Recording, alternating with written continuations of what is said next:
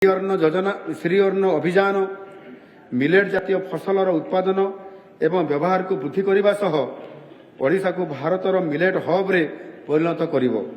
ମୁଁ 2024-25 ଆର୍ଥିକ ବର୍ଷ ବଜେଟ୍ରେ ଶ୍ରୀ ଅନ୍ନ ଅଭିଯାନ ନିମିତ୍ତ 649 କୋଟି ଟଙ୍କା ବ୍ୟୟ ବରାଦର ପ୍ରସ୍ତାବ ରଖୁଛି।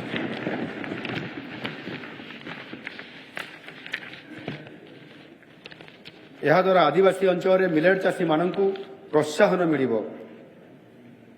ପ୍ରଥମେ ରାଜ୍ୟ ଭିତରେ ମିଲେଟ୍ର ଚାହିଦା ସୃଷ୍ଟି ନିମନ୍ତେ ଏକ ସୁଦୃଢ଼ ଯୋଗାଣ ପ୍ରଣାଳୀ ସୃଷ୍ଟି କରିବା ସହ ଏହାର ରପ୍ତାନୀ ଉତ୍ପାଦନକୁ ଦ୍ୱିଗୁଣିତ କରାଯିବ। 40% ରିହାତି ବ୍ୟବସ୍ଥା ମିଲେଟ୍ ପ୍ରକ୍ରିୟାକରଣ ପ୍ଲାଣ୍ଟ ସ୍ଥାପନ ପାଇଁ ପ୍ରୋତ୍ସାହନ ଦେବା ସହ ସରକାରୀ କ୍ୟାଣ୍ଟିନ୍, ସ୍କୁଲ ଓ ଅନୁଷ୍ଠାନକୁ ମିଲେଟ୍ ଯୋଗାଇ ପୁଷ୍ଟିହୀନତାର ସଫଳ ମୁକାବିଲା କରିବାରେ ସହାୟକ ହେବ। ଏହାଛଡ଼ା ଓଡ଼ିଶାରେ କପା ଉତ୍ପାଦନକୁ ପ୍ରୋତ୍ସାହିତ କରିବା ପାଇଁ କପା ଶିଳ୍ପର ସୁଦୃଢ଼ୀକରଣ ଓ ସ୍ଥାନୀୟ ମଣ୍ଡି ମାଧ୍ୟମରେ ଏହାର କ୍ରୟ ପ୍ରକ୍ରିୟାକୁ ସୁବ୍ୟବସ୍ଥିତ କରାଯିବ।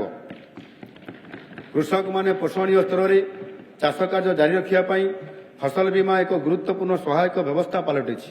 କେନ୍ଦ୍ର, ରାଜ୍ୟ ତଥା ହିତାଧିକାରୀଙ୍କର ଅଂଶଧନ ମାଧ୍ୟମରେ କୃଷକମାନଙ୍କୁ ଫସଲ ବୀମା ଯୋଗାଇ ଦେବା ପାଇଁ ପ୍ରଧାନମନ୍ତ୍ରୀ ଫସଲ ବୀମା ଯୋଜନା PMFBY ଆମର ମାନନୀୟ ପ୍ରଧାନମନ୍ତ୍ରୀଙ୍କର ଏକ ଅଭିନବ ପଦକ୍ଷେପ।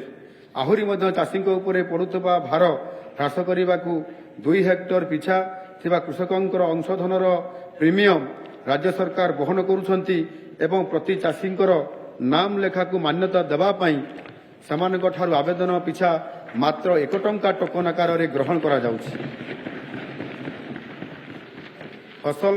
ପ୍ରଧାନମନ୍ତ୍ରୀ ଫସଲ ବୀମା ଯୋଜନା PMFBY ଅଧୀନରେ ଆମେ 100% କଭରେଜ ସୁନିଶ୍ଚିତ କରିବା ସହ ବନ୍ୟଜନ୍ତୁମାନଙ୍କର ଦ୍ୱାରା କ୍ଷତିଗ୍ରସ୍ତ ଫସଲର କ୍ଷତିପୂରଣକୁ ଏଥିରେ ଅନ୍ତର୍ଭୁକ୍ତ କରିବୁ।